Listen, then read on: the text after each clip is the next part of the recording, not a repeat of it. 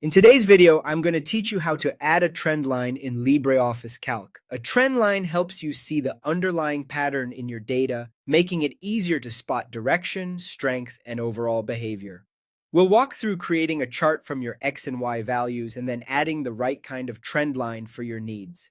Start by selecting your data in the spreadsheet. Make sure you highlight both the X values and the corresponding Y values. It's best if your X values are numeric and aligned in one column with their matching Y values right next to them. If you have headers, including them is fine. Calc can usually detect labels. With your data highlighted, go to the Insert menu and choose Chart. When the chart wizard appears, pick the XY scatter chart type.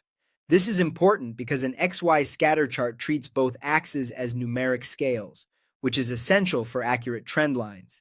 If you pick a standard line chart, the x-axis may be treated as categories, which can distort the relationship you're trying to analyze.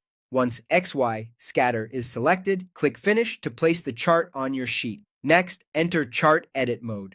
Double-click the chart. You'll see a border and small handles appear around it, indicating you're in editing mode. This lets you change elements inside the chart rather than just moving it around the sheet. Now select the data series. Click directly on the data points or the line within the chart. You'll know the series is selected when only the points or line highlight, not the entire chart area. If you accidentally select the plot area or axis, just click again right on the data line until the series is clearly highlighted. With the series selected, right-click it to open the context menu.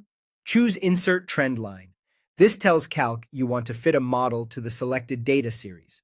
In the dialog that opens, choose the type of trend line that best matches your data. Linear is the most common choice for a straight line relationship.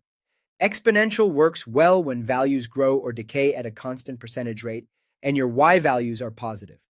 Logarithmic can help when the rate of change decreases over time.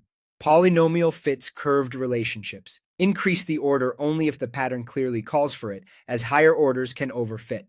Moving average smooths short-term fluctuations to reveal longer-term direction. Pick an interval that reflects how much smoothing you need. When you're happy with the choice, click OK. Your trend line now appears on the chart. If you need to adjust it later, just double-click the chart, select the series again, and reopen the trend line options to refine your selection.